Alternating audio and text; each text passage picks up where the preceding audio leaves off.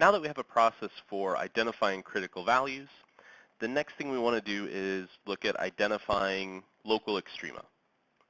So the word extrema is a general term that lets us refer to both maxima and minima, or maximums and minimums. So where our function takes on its highest value, lowest value, within a relative range. So local extrema can be identified by considering the behavior of a function around any critical values.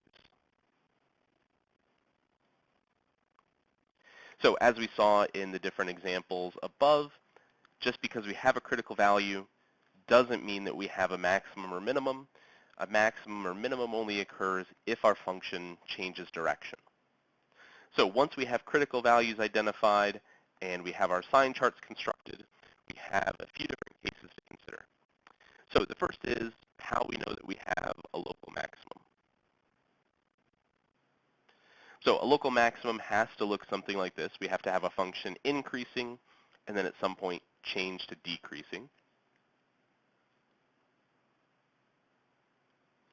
So looking at a sign chart for the first derivative, there's going to be some value c where our first derivative either has a 0 or a point where it does not exist.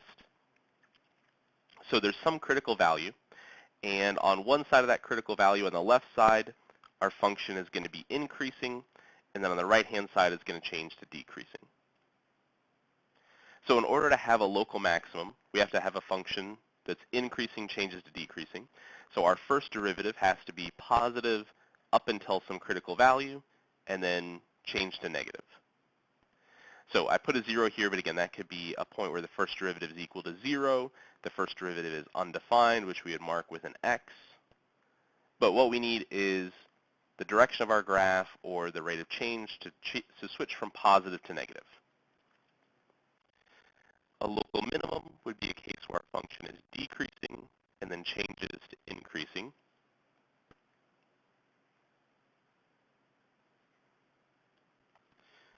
So again, looking at a sign chart for the first derivative of our function, there's going to be some point c that's a critical value. So that's either going to be where the first derivative is equal to 0 or the first derivative is undefined, either one of those cases. And our sign charts had changed from negative to positive, indicating that on that first interval our function is decreasing, and then after that critical value changes directions to increasing. So that again, we're getting this shape that would indicate a local minimum. And then the other case to consider is when we have neither of those things.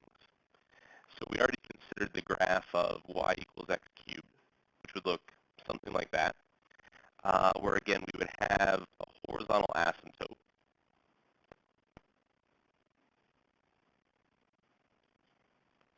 So if we look at the sign chart, we're again going to identify some critical value. So the first derivative is either 0 or undefined, and our function would be increasing on one side of the critical value, and on the other side, still increasing. Or similarly, we could have a graph that is decreasing, and then after that critical value just continues decreasing.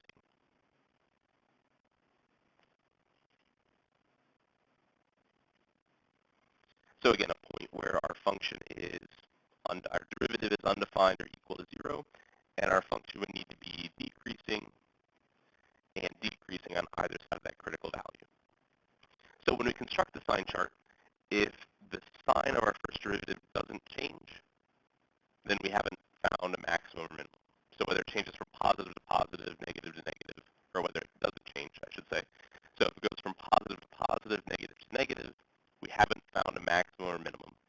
But if it does change from negative to positive or positive to negative, then we know that our graph is changing directions, and we either have a maximum or minimum depending on how it changed. So increasing to decreasing would mean a maximum. Decreasing to increasing would mean a minimum.